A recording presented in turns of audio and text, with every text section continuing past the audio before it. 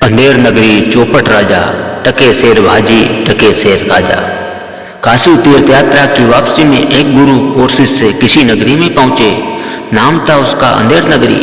शिष्य बाजार में सौदा खरीदने निकला तो वहां हर चीज एक ही भाव, सब धान 22 पसेरी, भाजी टका शेर और खाजा एक मिठाई भी टका शेर।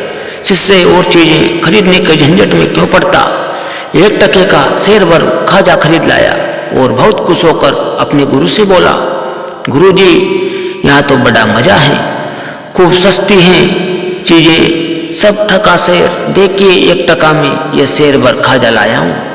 हम तो अब कुछ दिन यही मौज करेंगे, छोड़िए तीर्थ यात्रा, यह सुख और कहाँ मिलेगा।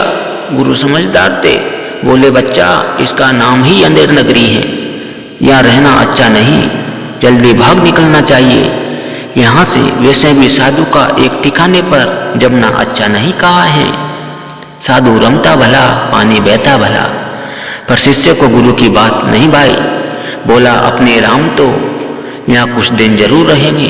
गुरु को शिष्य को अकेले छोड़ जाना उचित नहीं लगा। बोले अच्छा रहो और कुछ दिन जो होगा भुगता जाएगा। अब तक शिष्य अंधेर नगरी का सस्ता माल खा खा कर खूब मोटा हो गया। उन्हीं दिनों एक खूनी को फांसी की सजा हुई थी, पर वह अपराधी बहुत दुबला पतला था। फांसी का फंदा उसके गले में ढीला था। इस समस्या से निजात पाने के लिए राजा ने कहा कि जिसकी गर्दन मोटी हो उसे ही फांसी लगा दो। अंधेर नगरी ही जो ठहरी। हाकिम ने सिपाहियों को हुक्म दिया कि जो मोटा आदमी सामने मिल जाए उसी को फांसी लगा दो। एक खून के बदले में किसी एक को फांसी होनी चाहिए, इसकी हो या उसकी, किसी की भी हो, जीव के बदले जीव। सिपाही मोटा व्यक्ति खोजने चले तो वही मोटा शिष्य सामने खड़ा, वह हलवाई के यहाँ खाजा खरीद रहा था। सिपाही उसे ही पकड़ कर ले चले। गुरु को खबर लगी, वह दौड़े आए, सब बातें लोगों से मालूम की। एक बार तो उनके मन में आया कि इसे अपनी बेवकूफ़ी का फल भोगने दे, पर गुरु का हृदय बड़ा दयालु था। सोचा जीता रहेगा तो आगे समझ जाएगा। सिपाहियों के पास जाकर बोले, इस वक्त फांसी चढ़ने का हक तो मेरा है, इसका नहीं। सिपाही बोले क्यों? महात्मा बोला, इस वक्त कुछ घंटों के मुहूर्त में फांसी चढ़कर मरने वाला सीधा स्वर्ग जाएगा। शास्त्र में गुरु के पहले शिष्य को स्वर्ग जाने का अधिकार नहीं है।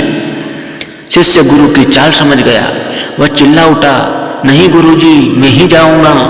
सिपाहियों ने मुझे पकड़ा है, आपको पकड़ा होता तो आप जाते। इसी एक बात पर दोनों ने परस्पर झगड़ना शुरू कर दिया। सिपाही हैरान थे, भीड़ इकट्ठी हो गई। फांसी चढ़ने के लिए झगड़ना वहां के लोगों के लिए एकदम नई बात थी। जल्दी ही यह बात राजा के कानों तक पहुंची। राजा ने कहा, यदि ऐसा मुहूर्त है तो सबसे पहला अधिकार तो राजा का ही होता है और उसके बाद क्रम उसके उच्च अधिकारियों का। गुरु शिष्य बहुत चिल्लाए कि साधु के रहते स्वर्ग में जाने का अधिकार किसी दूसरे को कदापि नहीं है, पर किसी ने एक न सुनी। सबसे पहले राजा और फिर एक एक करके कई मंत्री अधिकारी फांसी पर चढ़ गए। गुरु ने सोचा कि अब ज्यादा मनुष्य हत्या नहीं होनी चाहिए, तो अफसोस करते हुए बोले, अब तो स्वर्ग जाने का मुहूर्त समाप्त हो गया, इसके बाद फिर कोई फांसी न चढ़ा। तभी गुरु ने शिष्य के कान में कहा, अब यहाँ से जल्दी से निकल, भागना चाहिए। देख लिया ना तुमने कि अंधेर नगरी में कैसे कैसे बेवकूफ बसते हैं।